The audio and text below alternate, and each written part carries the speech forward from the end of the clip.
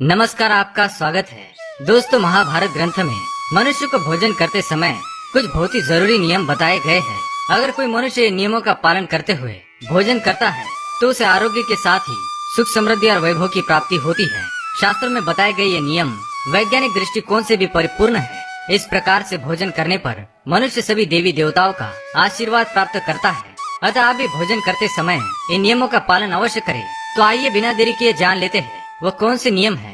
पर उससे पहले अगर आपने चैनल को सब्सक्राइब नहीं किया है तो इसे सब्सक्राइब कर लीजिए। साथ ही वीडियो को एक लाइक करना ना भूले। सबसे पहली बात, भोजन करने से पहले 5 अंग, 2 हाथ, 2 पैर और मुख, इनको अच्छी तरह से धोकर ही भोजन करना चाहिए। भोजन से पहले अन्न देवता एवं अन्नपूर्णा माता की स्तुति करके उनका धन्यवाद देते हुए तथा सभी भूखे प्राणियों को भोजन प्राप्त हो, ईश्वर से ऐसी प्रार्थना करके ही भोजन को शुरुआत करनी चाहिए। भोजन बनाने वाली महिलाओं को स्नान करके ही शुद्ध मन से मंत्र जाप करते हुए ही रसोई घर में भोजन बनाना चाहिए। सबसे पहले 3 रोटियां, एक गाय के लिए, एक कुत्ते के लिए और एक कौवे के लिए अलग निकाल कर फिर अग्नि देव को भोग लगाकर ही घर वालों को खिलाना चाहिए। भोजन किचन में बैठकर ही सभी के साथ करें। प्रयास यही करना चाहिए कि परिवार के सभी सदस्यों के साथ मिल बैठकर ही भोजन किया जाए।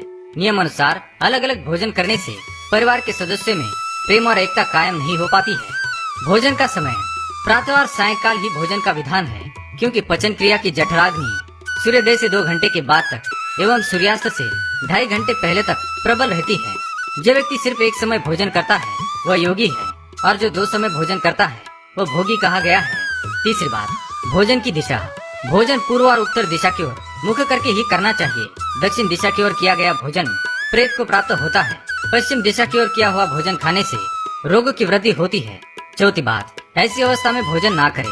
शैया पर बैठकर अर्थात बिस्तर पर बैठकर अपने हाथों पर रखकर या टूटे फूटे बर्तनों में भोजन कभी करना नहीं चाहिए। मलमूत्र का वेग होने पर भी भोजन करना नहीं चाहिए। कलह अथवा क्लेश के माहौल में भी भोजन करना अनुचित माना गया है। अधिक शोर शराबे के स्थान पर भी भोजन करना उचित नहीं। पीपल एवं वटवृक्ष के नीचे बैठकर भी भोजन नहीं करना चाहिए।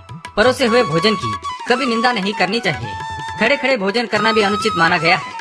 जूते पहनकर या सिर ढककर भी भोजन नहीं करना चाहिए। आइए अब जानते हैं भोजन कैसा होना चाहिए।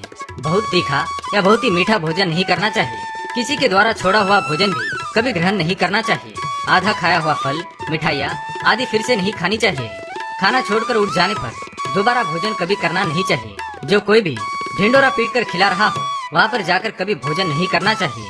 पशु या कुत्ते के द्वारा छुआ हुआ भोजन कभी करना नहीं चाहिए। रजस वाला स्त्री के द्वारा परोसा गया भोजन भी करना अनुचित है। श्राद्ध का निकाला हुआ, बासी या मुंह से फूंक मारकर ठंडा किया गया भोजन भी करना अनुचित है। बाल गिरा हुआ भोजन भी ना करे। अनादर युक्त अवहेलना पूर्ण परोसा गया भोजन भी कभी ना करे। कंजूस के द्वारा वैश्या के हाथ का, शराब बेचने वाले का दिया भोजन भी और ब्याज का धंधा करने वाले व्यक्ति का भोजन भी कभी करना नहीं चाहिए। छठी बात, भोजन करते समय ध्यान रखे। भोजन के समय मौन रहे। रात्रि के समय भरपेट ना खाए। अगर भोजन करते समय बोलना आवश्यक है तो केवल सकारात्मक बातें ही करें। भोजन करते समय किसी भी प्रकार की समस्या पर चर्चा ना करें। भोजन को बहुत चबा चबा कर खाएं। सबसे पहले मीठा, फिर नमकीन और अंत में कड़वा खाना चाहिए। थोड़ा सा भोजन करने वाले को आरोग्य, आयु, बल, सुख, सुंदर संतान और सौंदर्य प्राप्त होता है। सातवीं बात, भोजन के पश्चात क्या नहीं करना चाहिए।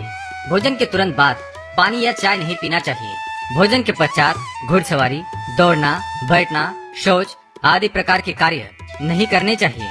भोजन के बाद क्या करें। भोजन के पश्चात दिन में भोजन करने के पश्चात टहलना चाहिए और रात्रि के समय 100 कदम टहलकर बाईं करवट में लेटना अथवा वज्रासन में बैठने से भोजन का पचन अच्छे से होता है। भोजन के 1 घंटे के बाद मीठा दूध एवं फल खाने से भोजन का पचन अच्छी तरह से होता है। भीष्म पितामह ने अर्जुन को दिए महत्वपूर्ण संदेशों में कहा गया है कि जिस थाली को किसी का पैर लग जाए उस थाली का त्याग करना चाहिए। ऐसी थाली विष्ठा के समान त्याज्य होती है। भीष्म पितामह कहते हैं कि भोजन के दौरान थाली में बाल आने पर उसे वहीं पर छोड़ देना चाहिए। बाल आने के बाद भी खाए जाने वाले भोजन से दरिद्रता का सामना करना पड़ सकता है। भोजन पूर्व जिस थाली को कोई लांग कर गया हो ऐसे भोजन को भी कभी ग्रहण नहीं करना चाहिए। इसे कीचड़ के समान छोड़ देने वाला समझना चाहिए। भीष्म पितामह ने अर्जुन को बताया कि एक ही थाली में भाई भाई भोजन करे तो वह अमृत के समान हो जाती है। ऐसे भोजन से धन धान्य, स्वास्थ्य और लक्ष्मी की वृद्धि होती है।